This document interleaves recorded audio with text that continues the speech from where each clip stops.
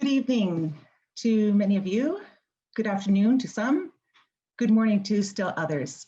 And much thanks to everyone for joining us from literally all around the world. I am Diana Mackay with the Institute for Global Health and Development at Aga Khan University. My role is to help get us started with a few comments to set the stage for today's webinar.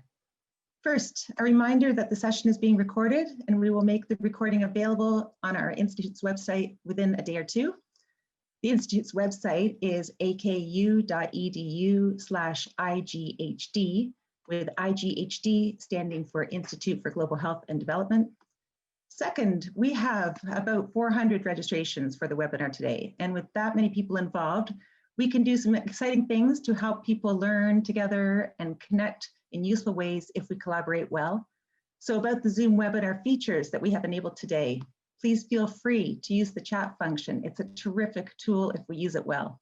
You can, if you wish, introduce yourself by name and organization, particularly if you're interested in networking with others who are participating today. But given the large audience, I would also ask that you keep your chats short and to the point, and where appropriate, use the chat functions that allow you to direct messages. Chat to everybody if suitable, direct your comment to a particular participant, or take private chats offline. Please also use the Q&A function to pose questions that are directed to our host, our moderator, or our speakers, and that they might want to address in the panel discussion following their presentations and remarks. We will do our best to address them as we can. Anything that we can't address today might form valuable insights for us to follow up on at the Institute. Again, if any participants would like to add insights on these questions, we encourage you to do so. Keep in mind our intention is to build communities or networks of individuals who would like to explore working together. Finally, you are also welcome to communicate with us by email at the Institute's email address, which is ighd@aku.edu. We will post that address in the chat. I will note that all of you should have received a brief overview of the webinar in advance, which included the bios of our speakers. So in the interest of time, we'll be keeping intros very brief. In that spirit, I would like to get us started with just a few words to introduce Dr. Zulfi Bhutta, who is so very well known to so many of you. Dr. Bhutta is the founding director of the Aga Khan University's Institute for Global Health and Development, and he is the co-director of the Six Kids Center for Global Child Health. This intersectoral approach we are taking at the Institute is a hallmark of Dr. Bhutta's research work, and the specific topics for today's webinar, agriculture, nutrition, and food security, have long been at the very center of his focus. So Dr. Bhutta, over to you. Thank you very much, Diana, and wonderful to see so many colleagues join from all over the world. And I can see the names and people in the participants list. This is an extremely important landmark for the Institute for Global Health and Development, which is still in its infancy in terms of its longevity, which we have been operational for hardly 6 months. And we are greatly indebted to our International Advisory Committee for giving us sound advice in terms of our focus areas. And the topic of today, happens to be an extremely important focus area, given its importance in human development, and particularly the context in which we are talking today. COVID-19, for example, has turned global economies upside down. It stopped many major economies in its tracks, and it has led to an enormous increase in global poverty from the indicators that are available. And a big impact of that has been on nutrition. And the pathways to that have not generally only been through health systems or nutrition programs, it's also been through pathways that relate to agriculture. A few weeks ago, we held our first webinar on climate change and health. And that's an extremely important reminder as to how many of these things are interlinked within the context of the Sustainable Development Goals. I'm delighted that so many of you have joined us today, and I'm particularly pleased that we have such an illustrious panel of speakers who've joined us from various geographies. We have people connecting today to speak to you from Philippines, from Africa, and from here in North America. And I'll introduce them appropriately in a few minutes. But I'm especially pleased that our provost from the Aga Khan University, Professor Carl Emmerheim, is with us today, and he will make some opening remarks and will also do the honors in terms of conducting the discussion and leading the exchange. Dr. Amerhein has been now at AKU for just under 5 years. He comes to us from the University of Alberta, where he had senior leadership positions as its provost for almost 11 years. And prior to that, he was at the University of Toronto. He has an illustrious career in academic health. He was the chair of the Alberta Universities Association, a member of the board of directors of Fulbright Canada, and amongst his various contributions, he's also been a member of the International Review Team of Higher Education Evaluation Commission in China, and has quite an expert on Chinese academia. He's also a geographer by training, background, and interest, and that is hugely important for us in terms of our topic for discussion today. He has also served in the government of Alberta in terms of leading them through their health sector's reform, and is highly awarded and is a recipient of the Officer Cross of the Order of Merit from the Federal Republic of Germany in 2011, and importantly also for his contributions to traditional knowledge of the First Nations. So without further ado, I'd like to pass the floor to Carl, and to thank him for being such a phenomenal supporter of the Institute for Global Health and Development and being so instrumental in its genesis. After his opening remarks, I'll be happy to introduce our fabulous panel of speakers. Carl, over to you. Thank you, Zolfi, and good day to everybody. It's interesting to watch all of the chat feeds as people from all over the world identify themselves. So as a geographer, this is a good day for me for many reasons. The topic today, dealing with nutrition and food systems, is critically important. It's important to the health and well-being of people around the world, and it's one of the foundational pillars of our Chancellor, His Highness the Aga Khan, and his belief that in the development of secure and sustainable pluralistic societies, personal health and safety is a key necessary condition before pluralistic politics can take hold. So this is the second of these webinars that Zolfi mentioned, and this is an inaugural event of our Institute for Global Health and Development. And this institute, IGHD, is the natural evolution of the work that Zolfi and so many others have done before on a Center of Excellence in Women and Child Health. IGHD's role in our academic mission is to bring together from across our 6 countries, where we have physical presence, and about 24 countries where our Aga Khan Development Network operates with various of our sister agencies.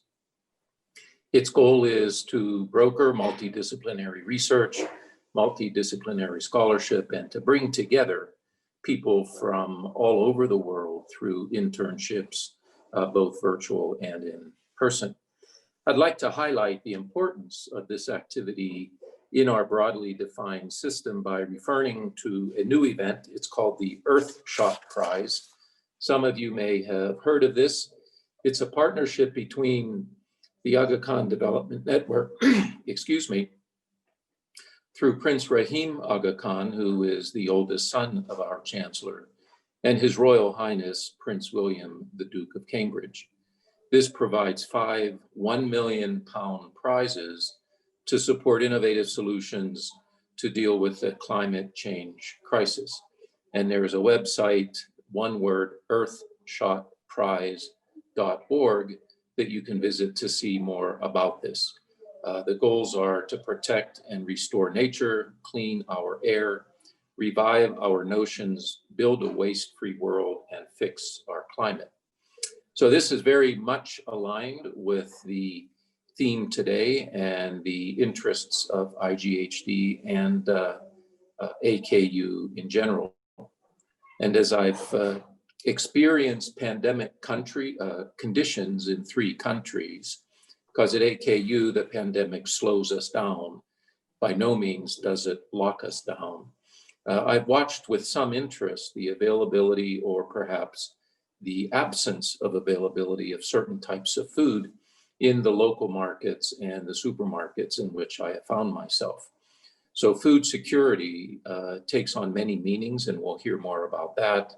But I think it's useful to reflect on how the pandemic and the dramatic reduction in the movement of people, goods, and services around the world has taught us that robust as we thought international supplies might have been, they have become remarkably fragile under the pandemic. What that means at the local level is something we may hear about. So Zolfi, thanks for the introduction, and back to you, please. Thank you very much, Carl. And without further ado, let me introduce our fantastic panel. I'm particularly pleased that our keynote speaker today is none other than Professor Howard Boyes. Howard, or Howdy Boyes, as known to most people, was the director of Harvest Plus between 2003 and 16. He founded the organization, which was an interdisciplinary multi-institutional effort to develop, test, and disseminate micronutrient-rich staple food crops based on biofortification principles. And I've had the honor of knowing him for almost 15 years now. But his real fame is that he's a recipient of the World Food Prize in 2016, which is the Nobel Prize equivalent of work in agriculture. And very few people received that honor, and Howdy deservedly was awarded that for his work at Harvest Plus in terms of making sure that the world benefited from micronutrient-rich biofortified crops. He had his initial training in economics and his PhD from Stanford's Food Research Institute, majoring in agriculture economics. He spent a career in IFPRI, and he currently is a scientist emeritus at the Harvest Plus. He now lives in the Philippines, and he undertakes a lot of activities with IFPRI, with the Southeast Asian Regional Center for Graduate Studies, and at the International Rice Research Institute. And we really look forward to his views on agriculture, food security, particularly in the context of today. Our next speaker will be Dr. Atika Uwais. And to any teacher, one of the greatest pleasures in life is to see their once erstwhile students grow to roles that become that of colleagues and also that of teachers. So I learn more from Atika every day, and from a young student who came to join my team, 15 years ago. She's gone on to do her PhD in epidemiology and a master's in public health from the Emory University in Atlanta, Georgia. And prior to that, a bachelor's in economic and mathematics from Mount Holyoke in Massachusetts. So she's going to speak to us today about some recent work that she has done on looking at the direct and indirect effects of COVID-19 in South Asia, including those on food security, nutrition, and health outcomes. And our final speaker is Dr. Alex Wheaty. Professor Wheaty is the Vice Provost at the Aachen University, and he had prior to that served as the interim dean of the Graduate School of Media and Communications and the founding director of the East Africa Institute of the Aachen University. He is an interdisciplinary scholar, a true interdisciplinary scholar, and to any of you who look at op-eds, he's got an op-ed coming out every week on any topic imaginable, and most of them are related to social determinants of health.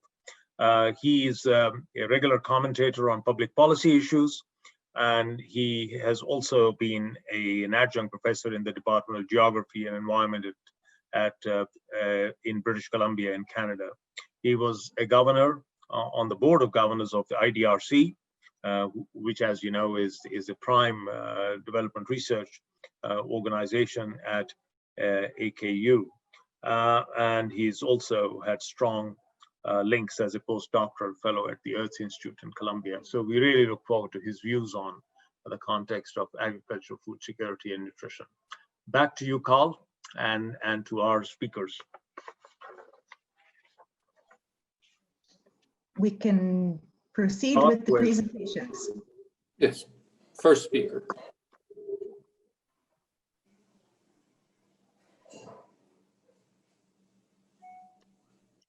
How do you mute it?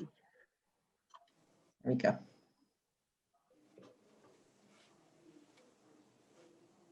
Yeah, sorry, I recorded my PowerPoint, so it'll just go ahead. Okay. Yeah. Thank you for this opportunity to speak to you today about the role of agriculture in human nutrition, its promise and role for the future. I will start by delving into the background of what has been happening in agriculture for the past 6 decades and how this has affected diets. Then I will talk about various nutrition-smart interventions that can be taken in the agricultural sector and what are the key constraints. The fundamental cause of widespread mineral and vitamin deficiencies is that the poor cannot afford to buy sufficient vegetables, fruits, pulses, and animal products. The result is poor dietary quality. This slide shows the broad trend of what has been happening in agriculture over the past 6 decades in LMICs. Population has been growing rapidly, represented by the blue bar. Cereal production, represented by the orange bars, has more than kept pace with population growth. There was a concerted effort to raise cereal yields. This is referred to as the Green Revolution, which depended heavily on increased fertilizer use. However, the broad range of non-staple foods did not experience the same increases in productivity. This is represented by the green bars. Pulses are only one example. Over this period, cereal prices declined significantly and non-staple food prices rose sharply. For India, for example, the chart shows that cereal prices declined by 40%, then have gone back up somewhat.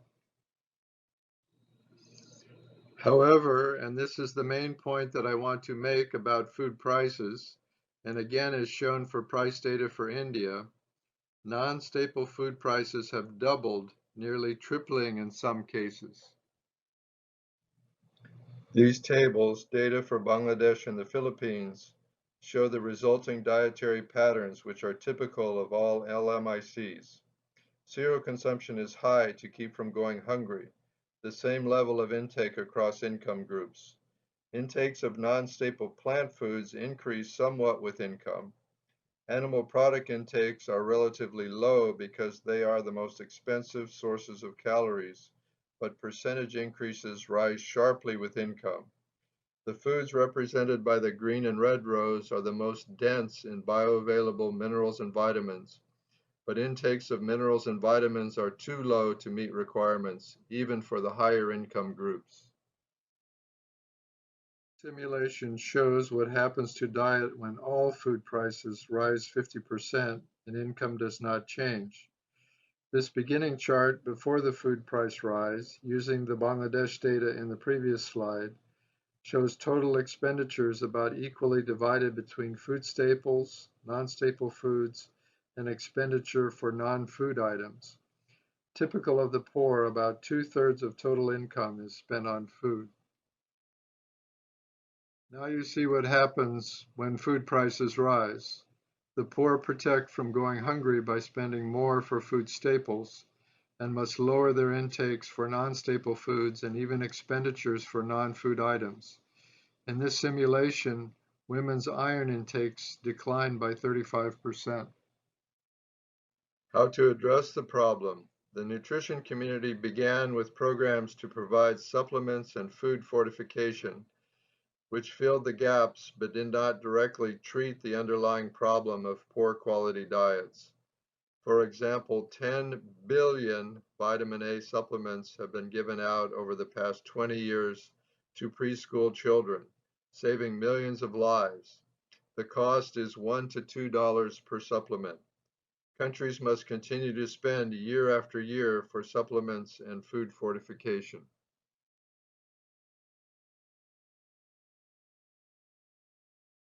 This simple stylistic diagram makes the point that it is much more cost-effective and sustainable for agriculture to supply a higher percentage of minerals and vitamins that people need at affordable prices, as represented by the green shaded portion of the rectangles, which represent total mineral and vitamin requirements. As we look to the future, we can break down the specific activities to be undertaken within agriculture into two broad groups. First, those activities which focus on food staples, which must increase the density of minerals and vitamins. Consumers already eat maximum amounts of food staples. Second, those activities which focus on non-staple foods must seek to increase the quantities eaten. Fundamentally, this second strategy is only possible if incomes can be increased and food prices can be lowered. Both broad strategies need to be pursued simultaneously. Food staples are not dense in minerals and vitamins. However, the absolute intake of minerals and vitamins from food staples is the result of multiplying quantities consumed times the density. The first term in this multiplication, quantities consumed of food staples, is a high number. Thus, as this slide shows, milled rice in the Philippines provides a very significant proportion of a wide range of minerals and vitamins in diets. In fact, no single food in the Philippines provides more nutrients than rice. The objective then, within the sub-strategy of focusing on food staples, is to increase densities. I myself have worked for more than 25 years to promote and implement a strategy of biofortification through plant breeding. This picture shows a deep orange maize developed through conventional plant breeding, which is high in vitamin A. Africans eat white maize, which has no vitamin A, but vitamin A deficiency is widespread. The orange maises are high yielding and sell for the same price as white maize. Getting Africans to substitute orange maize for white maize in their diets will go a long way toward eliminating vitamin A deficiency at no extra cost to consumers. Several types of biofortified crops are now released in 40 countries and grown by at least 10 million farm households. Some of these crops have more zinc, some have more iron, some have more vitamin A. We now are striving to make the numbers of producers and consumers of biofortified crops much higher, in the hundreds of millions. For example, 2 varieties of high zinc wheat are released in Pakistan. Data in the table at the top of the slide shows that plant breeding is a stepwise process, with zinc densities climbing over time in the breeding pipeline, rising from 36 to 38 to 40 milligrams per kilogram. Under an assumption of 20% bioavailability, zinc wheats currently provide an extra 25% or so of the estimated average requirement, and this will rise over time with continued breeding. According to a recent blog in DevX by Lynn Brown of Harvest Plus, quote, "If all wheat consumed in Pakistan's Punjab province were zinc enriched, the cost of a nutritious diet for an adolescent girl would fall by 25%. End quote. This is because of the price equality of biofortified varieties, more zinc for the same price. The previous slides refer to work using conventional plant breeding. Use of transgenic techniques, popularly referred to as GMOs, offers opportunities to multiply the benefits of biofortification. This slide shows that iron and zinc density may be greatly increased in milled rice over what is possible with conventional plant breeding. The height of the 2 leftmost yellow and blue bars in each chart show the iron and zinc densities that may be achieved using transgenics. The dashed red lines show it is possible using conventional plant breeding. The green line shows densities in current varieties of milled rice. Combine this with golden rice, and transgenic biofortified rice may contain high densities of vitamin A, iron, and zinc. Rice, of course, is the most widely eaten food staple globally. Fertilizers may also be used to increase the densities of minerals and vitamins in staple foods. There are 4 pathways through which fertilizers can contribute to higher mineral and vitamin intakes. The first pathway has already been alluded to at the beginning of my presentation. Fertilizers increase agricultural output and so keep food prices lower than they would be without use of fertilizers. This is well understood as a general concept, but the magnitude of the impact is not well quantified.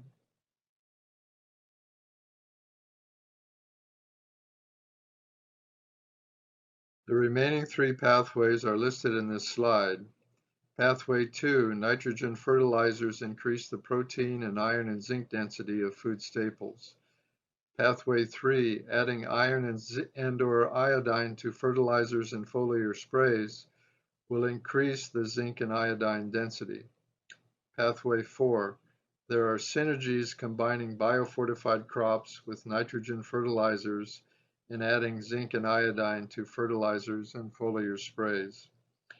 The evidence for these last 3 pathways was developed by Ismail Çakmak of Sabancı University in Turkey and his colleagues in LMICs under the Harvest Zinc program, which is a sub-program under the sponsorship of Harvest Plus. Before closing on the topic of food staples, let me make 2 further background points. First, it is important to note that plant breeding over the past several decades has focused on yield, which gives higher starch content without regard to nutrient content. This graph for wheat shows a historical 10 milligrams per kilogram decline in iron and zinc density.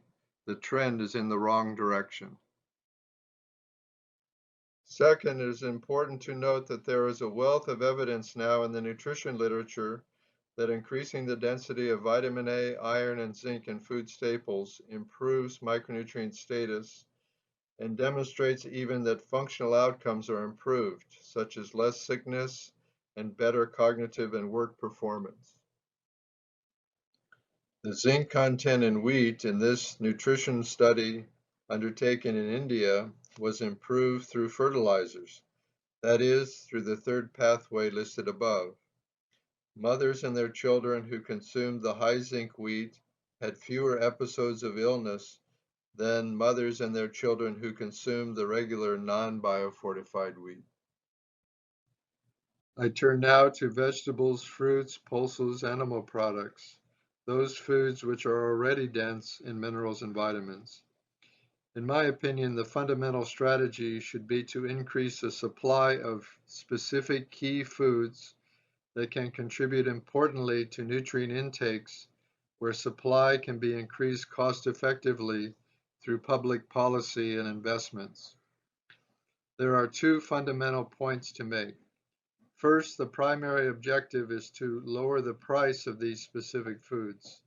Second, these specific foods will vary greatly by country depending on dietary patterns. I find food systems to be a very broad and complex concept that can be paralyzing in terms of determining specific actionable interventions. My advice is to start with the specific foods that can make a difference and then do what is necessary within particular food systems to relieve constraints to expanding supply and lowering the price.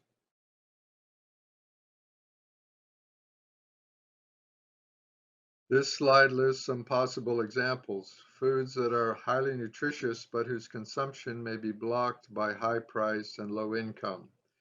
For example, milk, specific vegetables and fruits, eggs, animal livers.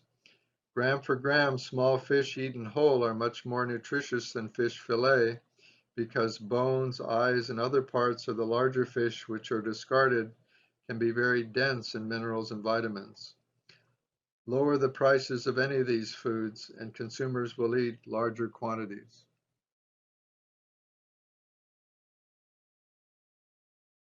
For example, a major push by the Indian government called Operation Flood improved the efficiency of milk production. Supply went up sharply and the price went down significantly. Milk consumption increased. Lowering the price is more effective than telling the population, drink more milk. Investing in more efficient milk production was a nutrition-smart agricultural activity. What if the government had invested this policy attention and funding instead on more efficient cotton production?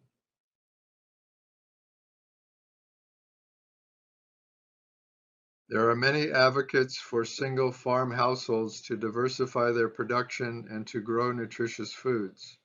Does this have an effect on food and nutrient intakes independent of income? That is, are production and consumption decisions separable? Smallholder producers will sell own-produced animal and fish products considered an unnecessary luxury if eaten at home. Home gardening involves considerable training and behavior change, taking time and resources away from other income-earning farm production possibilities. The evidence is variable and weak that these approaches are successful, that this strategy strongly improves nutrient intakes. This diagram brings together and summarizes the points that I have made on staple and non-staple food approaches to improving dietary quality, the two rows in the diagram. The columns distinguish between whether improved mineral and vitamin intakes rely on ever-present profit and price incentives, what I call indirect behavior change, the first column, or whether nutrition education is an important component of success, what I call direct behavior change, the second column. I'm a proponent of the indirect behavior change approaches. Success in the second column depends on minimizing direct behavior change. For example, Africans must change behavior in switching to orange maize in place of white maize. But for the same price, families get more vitamin A in their diets, an indirect economic incentive, more for the same price. And the taste is quite acceptable, a bit sweeter than white maize.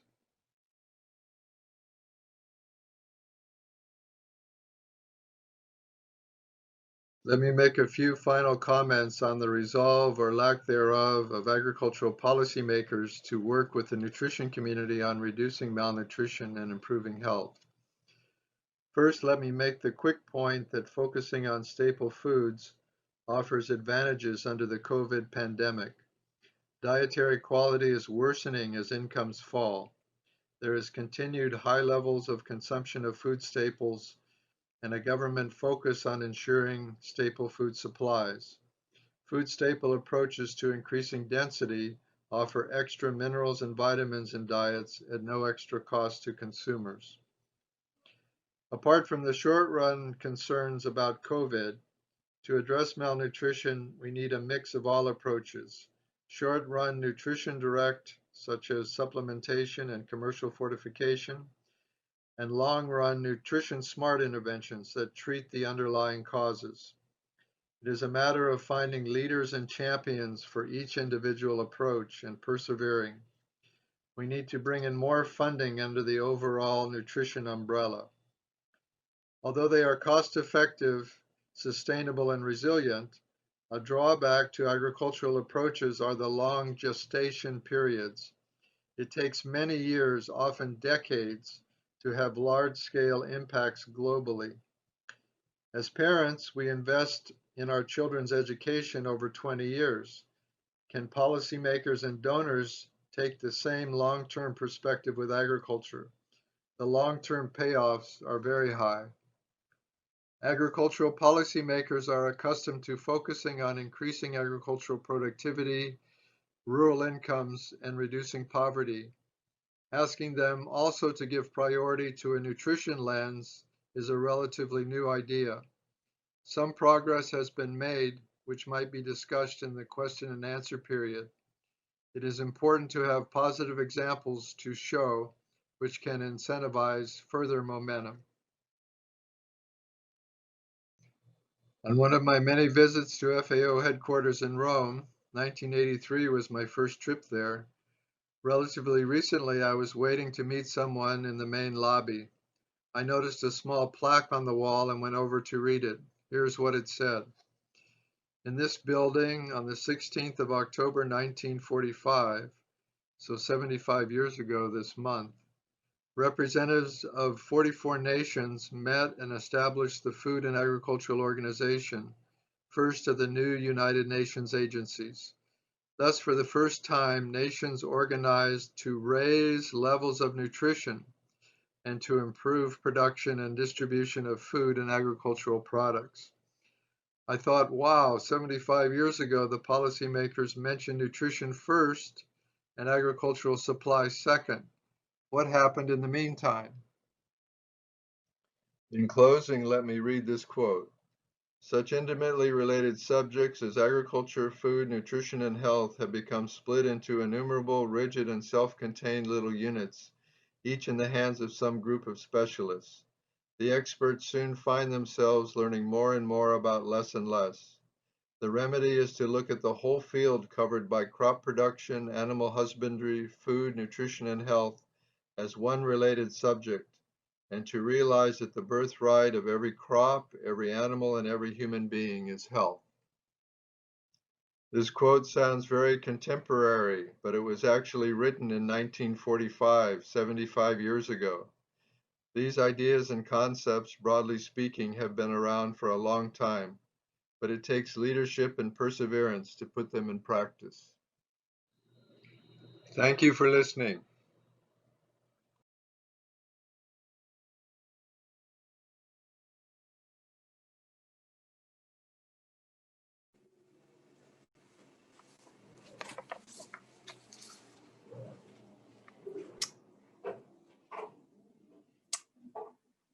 Can we take the slideshow down? Thank you. So, Professor Oates, I think you're next.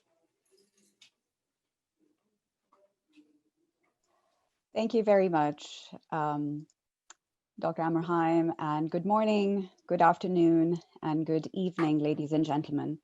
It is an honor and a pleasure to be here with you today, presenting some of the work that we've done at the Center for Global Child Health.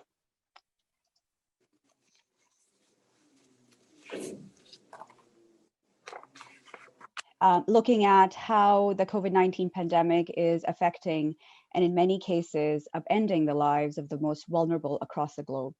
My talk will focus on how the pandemic has already affected and will continue to affect the health and nutrition of women and children in South Asia.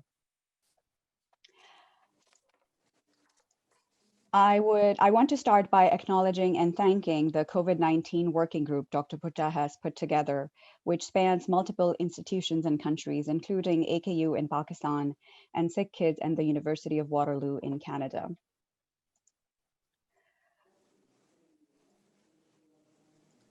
So I'll start with a very brief background on the region. South Asia is home to about a quarter of the world's population and faces substantial challenges in terms of human health and development. Around 10% of the region's population lives in extreme poverty, and the region also experiences the highest number of deaths among children under 5, with the exception of sub-Saharan Africa. Concurrently, South Asia is also has very high rates of childhood undernutrition, and less than 1 in 2 women receive appropriate care during their pregnancy. Given these pre-existing challenges, the potential impact of COVID-19 mitigation strategies on the health and well-being of women and children is a cause for serious concern. COVID-19 has triggered a global economic crisis, which has led to the disruption in food systems and people's livelihoods, which in turn has led to an increase in food insecurity and households being unable to access more nutritious foods. Per capita income in low and middle income countries is expected to decrease by almost 8% this year, leading to an increase in the number of people living in extreme poverty and facing acute food insecurity. In South Asia, Afghanistan and Nepal are the most at risk due to these countries' high dependency on food imports and remittance inflows. Within countries, poorer households in urban slum areas are most likely to be affected, especially in the short term, due to the high number of daily wage laborers, increase in the cost of food, and the lack of social support programs that are available. As a result, childhood wasting is expected to increase by 14% this year compared to 2019 levels, and more than half of these children are going to be in South Asia.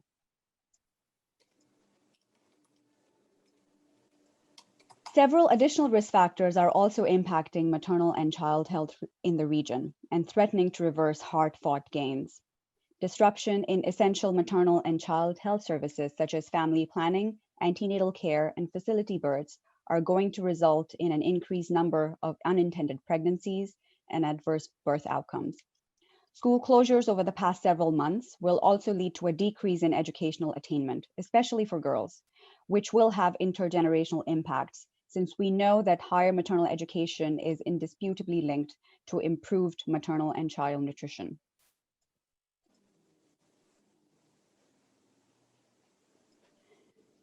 This brings me to how we conceptualized COVID-19 mitigation strategies could impact the health and well-being of women and children in the 6 most populous countries of South Asia.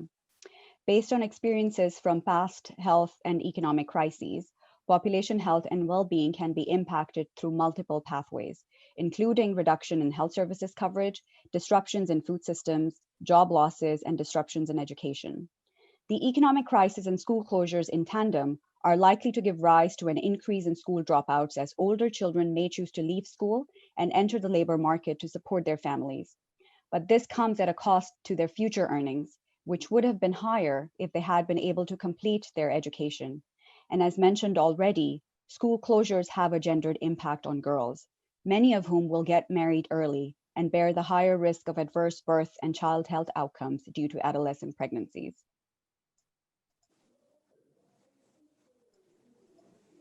To estimate the impact of disruption in essential maternal and child health services, we used the LifeSafe tool. We used actual coverage data captured by the country's health system databases and compared the differences observed between January to June 2019 and January to June 2020 by 3-month intervals. We then extrapolated the disruptions observed in the second quarter of 2020, which was the time when the most severe of restrictions were in place, and assumed that service coverage would improve by 50% between July and September of 2020, and by 80% between October and December of 2020, compared to their quarter 2 in June in 2020 levels, and so on. Our list analysis reveals that health services disruption in South Asia will result in about 230,000 additional child deaths, of which 135,000 will occur in the first 4 weeks of life. The number of stillbirths and maternal deaths will also increase substantially, as will the number of unintended pregnancies resulting from the decrease in the coverage of family planning services. The number of unsafe abortions will also increase. There are, of course, regional differences in the burden borne by each country, with the highest increases seen in India and Pakistan.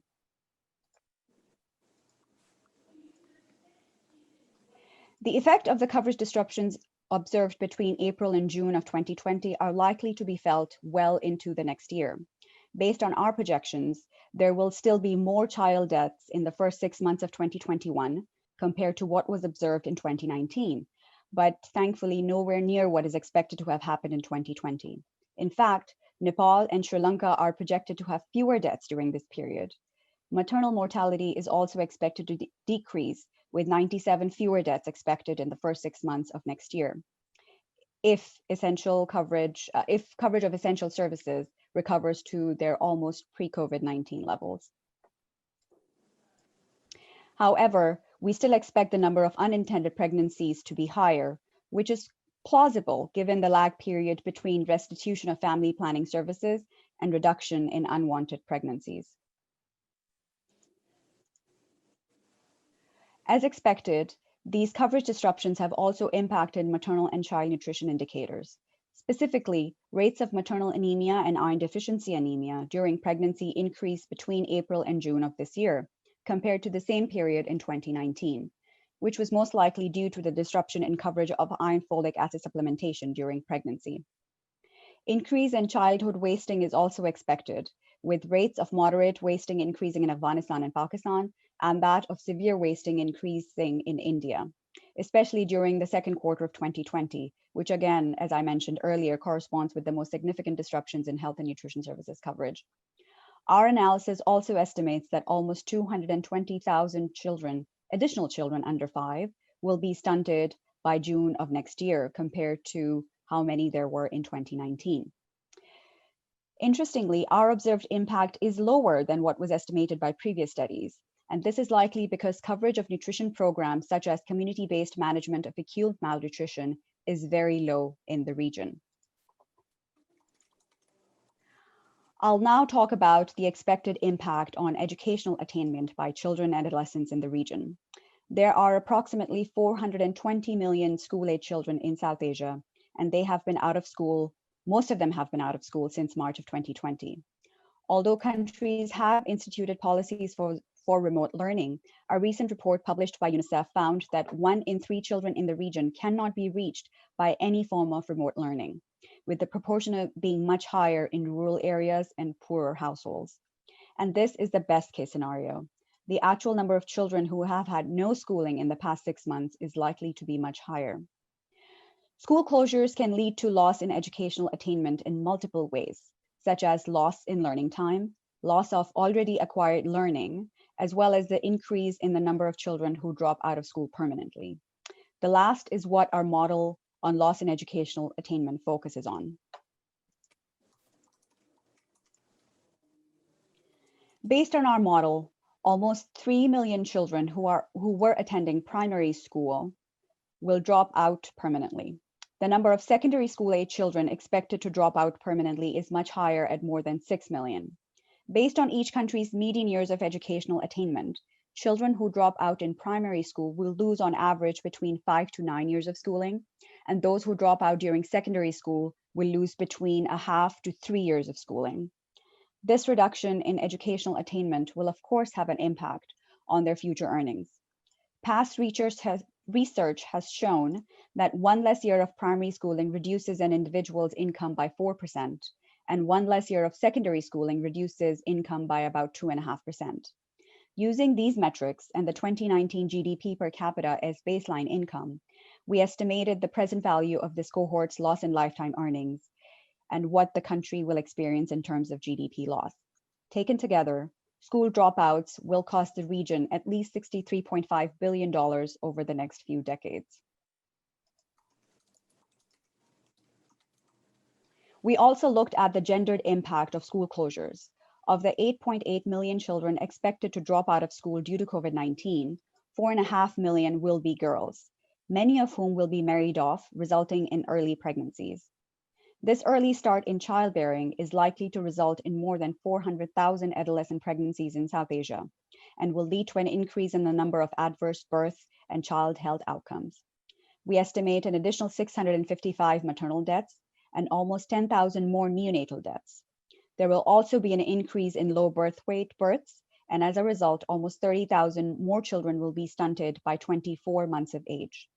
There are, of course, regional differences in the burden borne by the countries, with the highest burden expected for India and Bangladesh. And these adverse birth and child health outcomes will cost the region an additional $300 million over the lifetime of this cohort. We also modeled the impact of the COVID-19 mitigation strategies on the economy and poverty and food security within the region. Our model looked at the increase in unemployment due to disruption of economic activities in the region and the impact of the subsequent wage losses and decrease in household income on GDP, proportion of population living in poverty, and experiencing food insecurity. We classified mitigation strategies as having 5 stages of severity, with stage 0 being baseline and no changes, all the way to stage 4, where all trading is restricted. Our model estimates that GDP in South Asia is expected to contract by 3 to 30% this year, with a concurrent increase in national poverty rate and the proportion of population who will become food insecure. Of course, the more severe the mitigation strategy, the greater the impact on the economic indicators.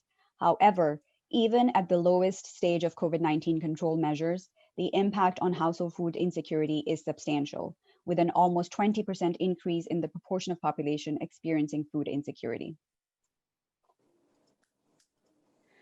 We've also had a chance to see how our model estimates compare with what the actual population experience has been during the first few months. A study from Bangladesh, which was published last month, found that as a result of the stringent lockdown measures and stay-at-home orders instituted to combat the spread of COVID-19 in March and April, households suffered substantial economic burden. Household median income decreased by more than 70%, and the proportion of households earning less than $1.90 a day increased from less than 1% pre-pandemic to approximately 50%. The number of households experiencing food insecurity also increased by more than 50%. And as has been expected, but this study actually shows, women have experienced an increase in mental health issues and domestic violence. Among those who reported being affected by anxiety, depression, or intimate partner violence at baseline, over half reported an increase. So in summary, our estimates of increase in mortality due to the indirect impacts of COVID-19 mitigation response is greater than those observed or expected deaths from the disease itself by the end of 2020. The most vulnerable populations, that is women, children, and poorer and rural households, are likely to be most affected. The already existing inequities in educational attainment and economic opportunity will also be exacerbated substantially, with consequent long-term impacts on the health and nutrition of the most vulnerable populations. And these effects are expected to last a long time and may even be permanent, with impacts being felt downstream by subsequent generations, unless efforts to alleviate these impacts are implemented imminently. With this, I thank you for your attention and welcome your questions.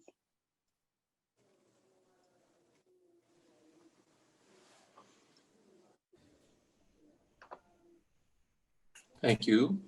Alex, I think you are the third speaker.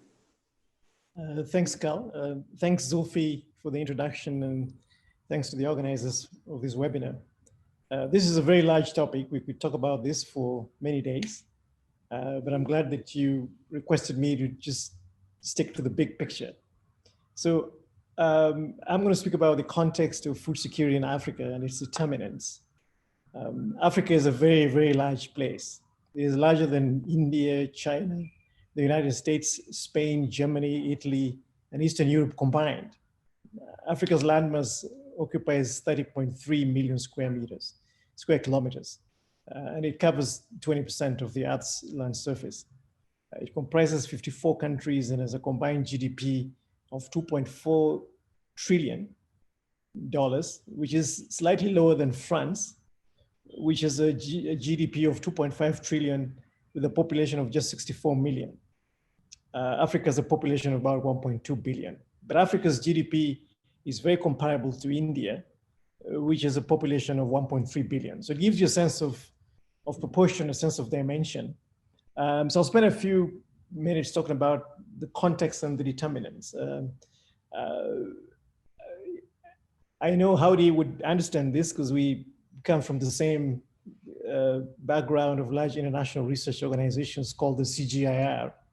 And we talk about these things all the time. Africa's farming system is very complex, comprising 15 farming systems, ranging from maize-based to mixed crop and livestock systems to pure pastoral and semi-arid lands. An estimated 60%, about 700 million Africans are farmers, deriving their livelihood from subsistence agriculture. In a continent where the median age is about 20 years, the average age of the farmer is about 60 years. Agricultural workforce is predominantly unpaid family labor and mostly constituted by women and children. Land is often ancestral, is passed along family lines with insecure property rights. And this is important, especially for women. So women really don't have real durable rights to holding land. And that affects many decisions around investments in food production and supporting livelihoods to provide for their families. Africa's agriculture is predominantly rain-fed, with less than 6% of Africa's land under irrigation, compared to about 30% in Asia. The average rate of expansion of irrigated land in Africa is less than 3%.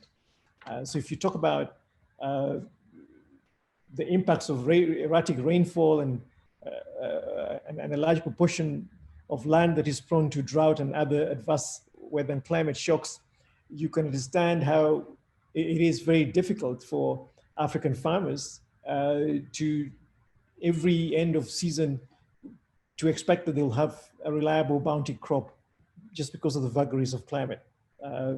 Again, Africa's fertilizer application rate is just 17 kilograms per hectare compared to the global average of 135 kilograms per hectare. And Howdy in his presentation very, very eloquently illustrated the impact of fertilizer on yields. And again, fertilizer in Africa is really, really expensive because of how far it has to come and all of the inefficiencies in transportation and additional costs of logistics. So by the time fertilizers get to the farmers, they're extremely expensive. But the other joke is that it is easy to find fertilizer. It's easy to find Coca-Cola in every part of Africa, but it is very, very difficult to find fertilizer that farmers could use to grow crops. The other kind of important contextual determinant of the whole conversation around Africa's food security is that in the colonial period, farmers were incentivized to grow cash crops when they earned the right to do that throughout the kind of contestation of economic rights to African populations. And those cash crops were usually tea, coffee, sisal, palm oil, sugarcane, tobacco, and farm support and research extension and marketing infrastructure was directed to these cash crops. So there's very little investment in research, extension, and development to support African farmers to produce food crops. Many of you will remember the austerity measures, the structural adjustment programs and the economic recovery programs imposed by IMF and the World Bank in the 1990s and 1980s that led to very drastic erosion of public spending on agriculture, especially in the national research and extension services. So this basically kind of frames the context in which one might try to understand the current state of Africa's agriculture. And I'll spend a few minutes again talking about what have been some of the really consequential outcomes of these framing contextual issues. So in rain-fed systems such as the ones that we have, the data for sub-Saharan Africa between 2003 and 2012 show that maize yields were just about 1.2 to 2.3 tons per hectare. This is very similar to the yields per hectare in the United States between 1866 and 1945. Corn yields in the US heartland in Iowa are anything between 10 to 12 tons per hectare. So you can imagine the kind of yield gap that Africa has to deal with over time. We are still producing at the same yield levels as the United States in the 1860s and the 1940s. Maize, millet, rice, sorghum, and wheat account for 50% of calorific intake in Africa. But the estimated demand of these cereals will grow by 335% by 2050. And at that same, during that time, Africa's population will have almost doubled to about 2.5 billion. So you can imagine the gap right now, given the kinds of yields that we're talking about. And as Howdy said, a lot of the research in plant breeding and in crop variety improvement has not targeted some of the very critical staple crops for Africa, especially millet and sorghum, for instance, that a lot of African farmers and households depend on. So the yield gap remains problematic for several reasons. And it's therefore not surprising that Africa is a net import. Africa's net food import bill is about $35 billion annually, and it's projected to rise to about 110 billion by 2025, with wheat, beef, rice, soybeans, accounting for most of the imports. And you can actually really see that these are the crops that Africans can produce well, because the input side of things is really low in terms of sufficient, reliable water, pesticides, and fertilizers. So our yield gap still remains a critical crisis of concern. Africa is also the most food insecure region in the world. Obviously, the reasons that build from what I just said. We have more than 232 million people who are undernourished. And that's really essentially 1 in 4 Africans are undernourished. UNICEF's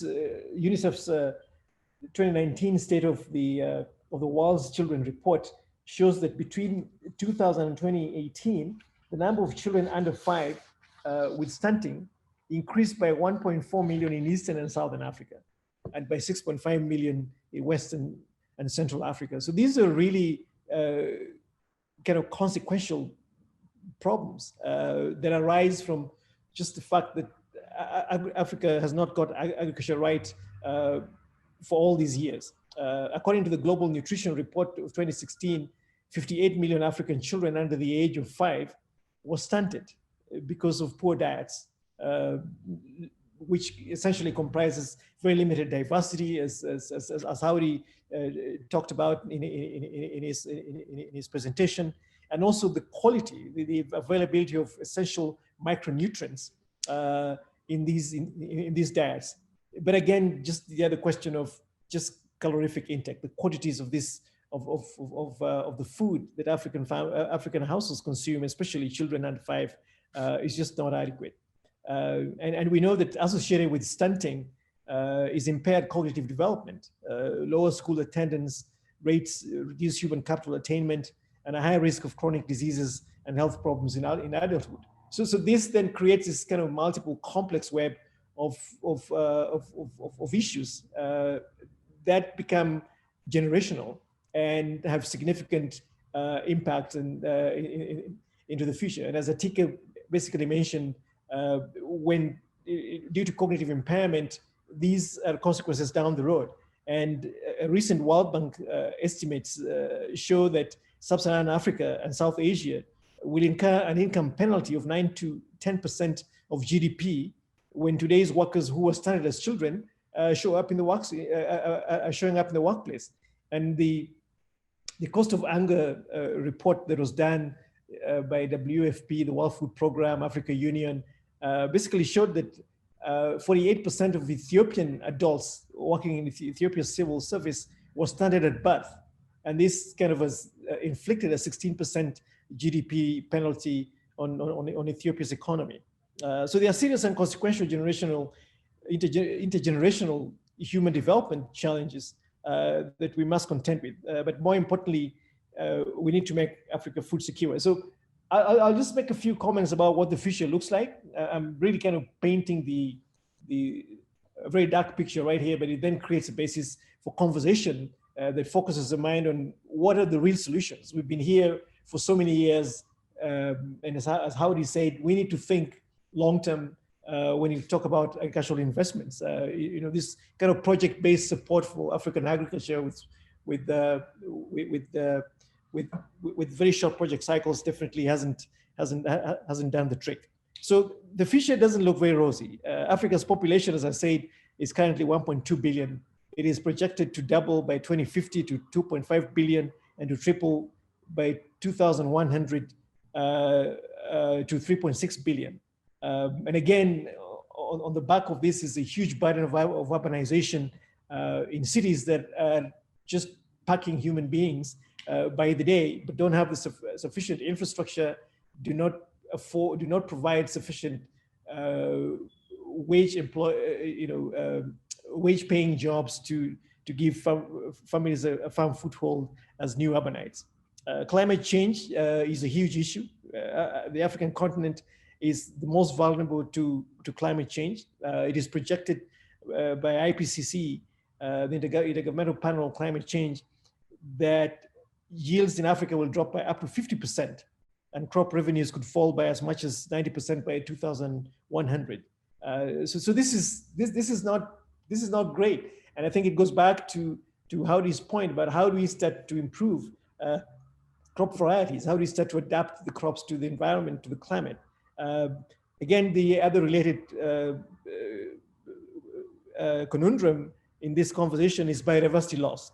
Over 3 million hectares of natural forest habitat, woodlands and savannas and wetlands are converted to other uses annually.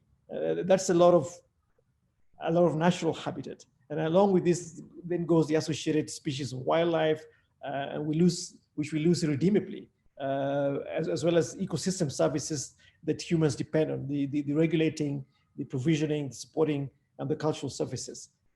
So this is really, really serious. And I think as I close, I guess the whole conversation about the food security, which is as defined by the United Nations Committee on World Food Security, to mean that all people at all times have physical, social, economic access to sufficient, safe, nutritious food that meets their food preferences and dietary needs for an active and healthy life. So how do we start to reimagine food security in an environment that is pummeled by climate change,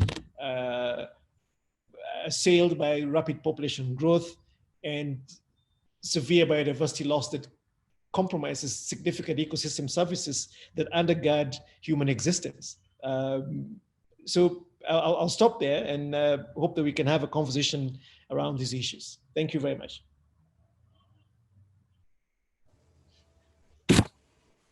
So thank you to our three speakers. I think the sum of the comments of the three speakers give you a glimpse at the massive complexity in terms of food systems, impact on vulnerable populations, especially women and children, and the extreme regional impact things in Africa are experienced. So I've been scanning the questions as someone who is quite fascinated by the world of Zoom, not always positively, but always fascinated. I'm going to take advantage of the fact that we've got about 15 minutes left.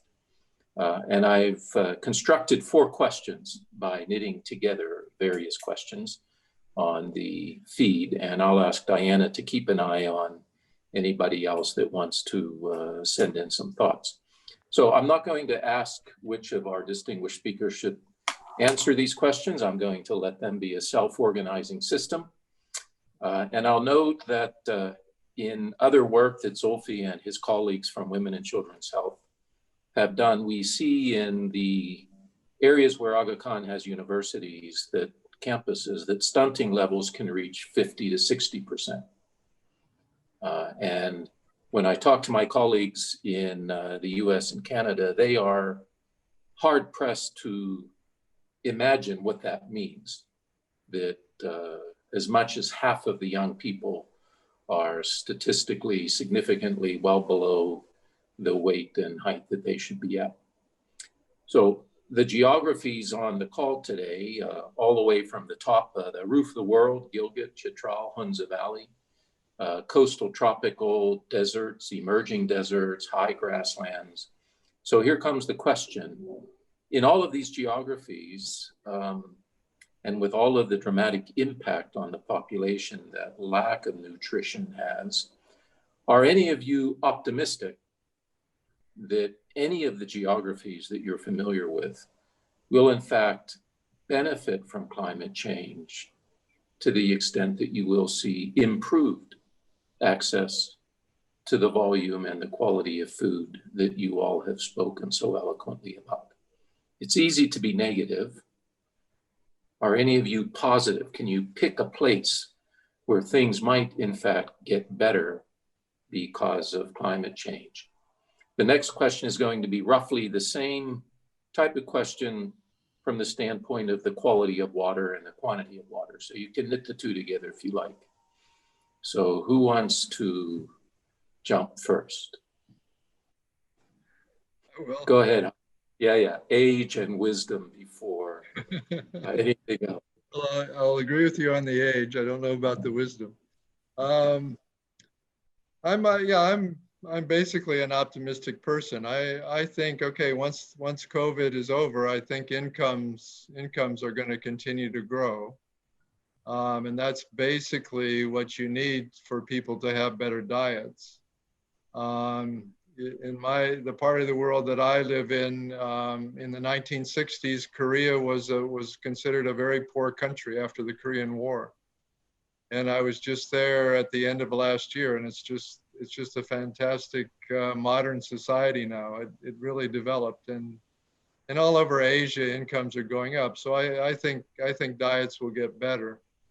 But we have to apply science. We really have to use science and apply it to try to improve agricultural productivity and get prices down. I'll give an example for Africa with beans. Beans grow well in high altitudes. That's why in Rwanda, a mountainous country, beans are the basic food staple. But because of global warming, the areas where beans can grow is shrinking because the temperatures are getting hotter and hotter and hotter. But our center that breeds beans, they found varieties that are tolerant to heat. So they've coined this term heat beaters, beans that are heat beaters. And we're breeding high iron beans that are tolerant to heat.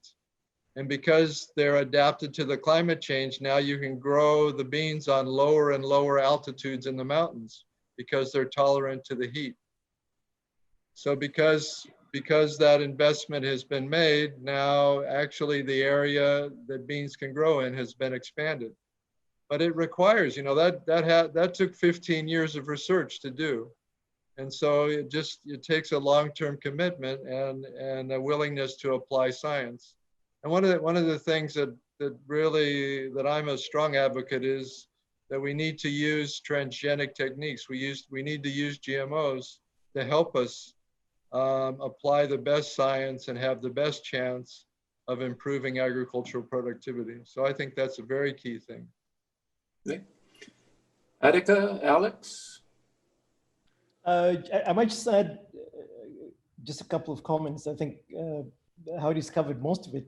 I think climate change in all of our geographies gives us a chance to reimagine agriculture. I think those days of broadcasting seeds in the field and they will sprout at whatever time the conditions are right is gone.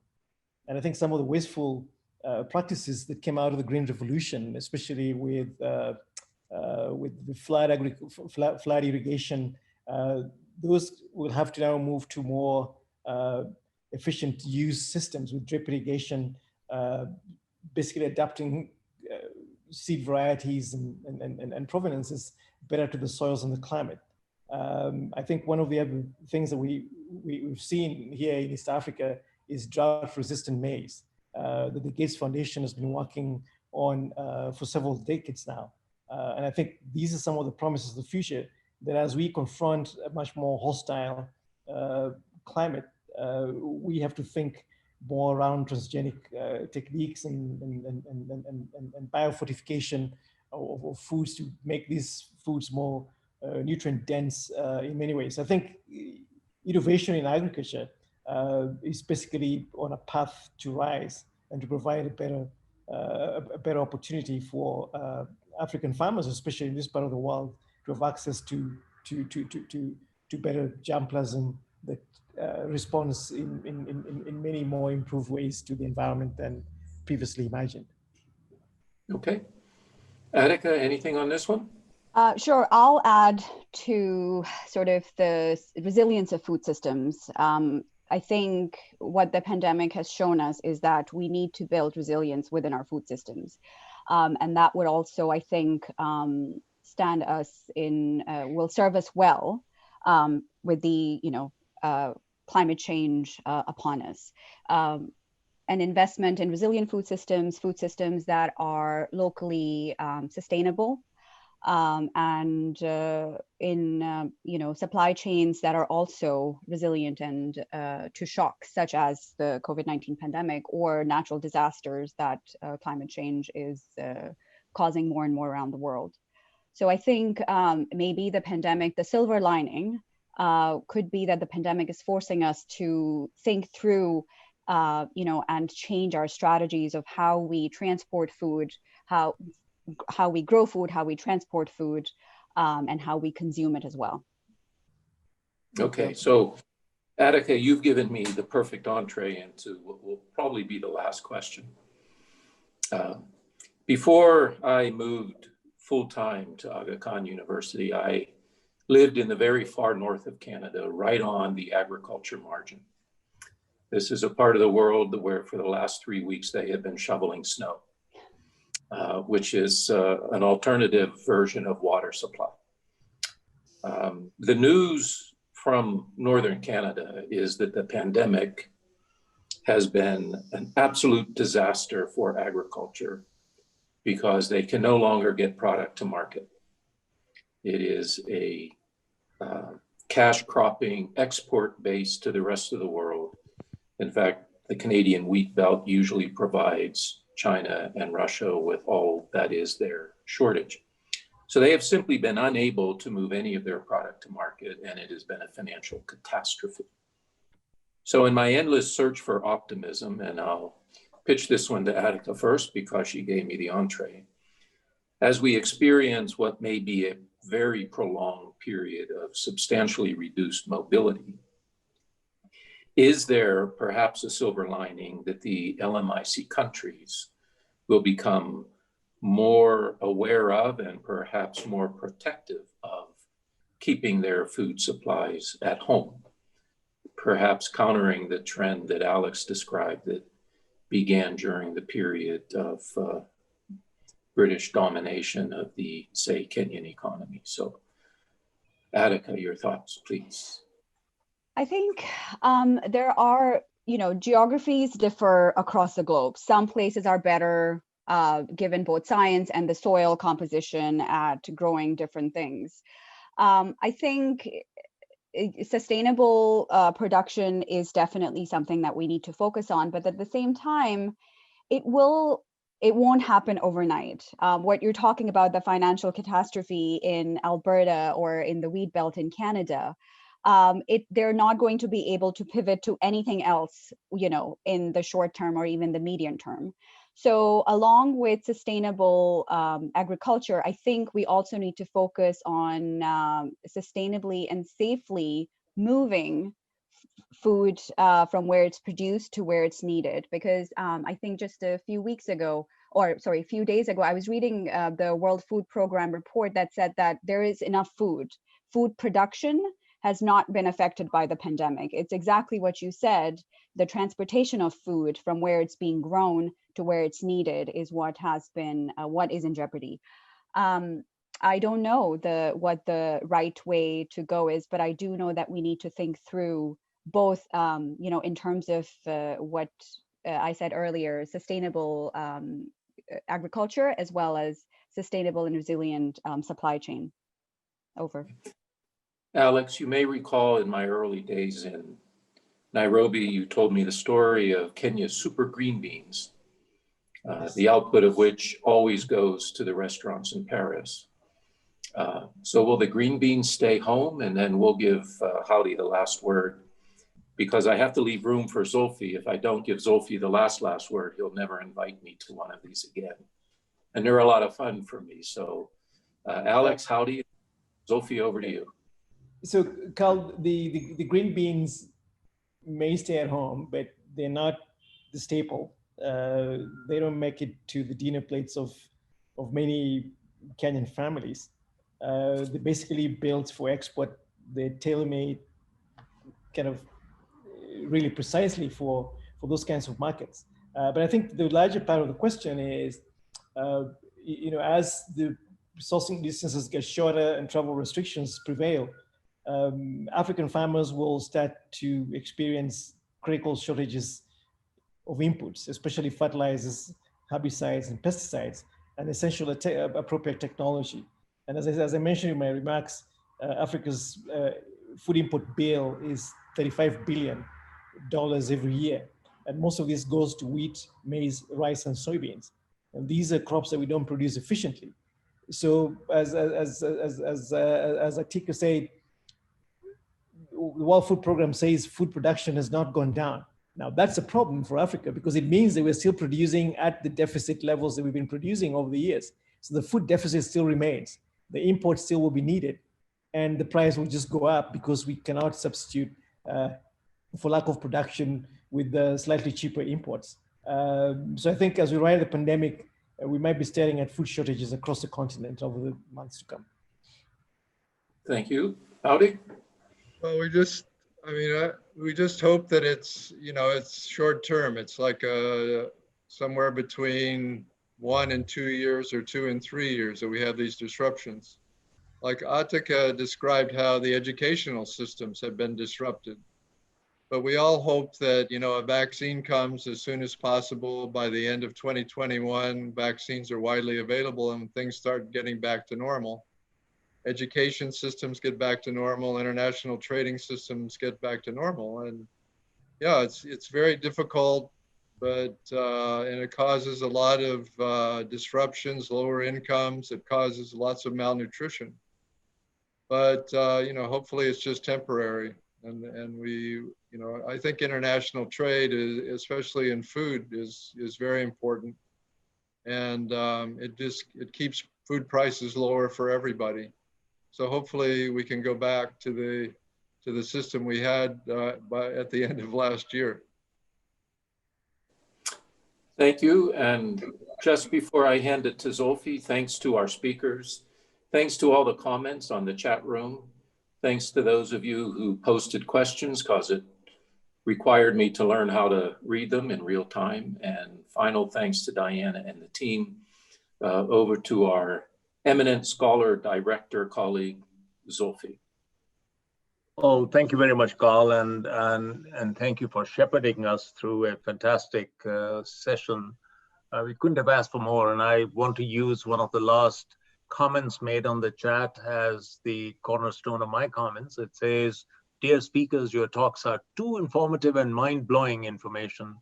Highly appreciate the organizers of such webinars." This is precisely why the Institute for Global Health and Development has begun these series of informational webinars using the importance of connectivity in the COVID era as a means of connecting various entities within the Aga University and also the bodies of scholars engaged with our university on exploring some of these interdisciplinarities of various things, the interconnectedness of everything.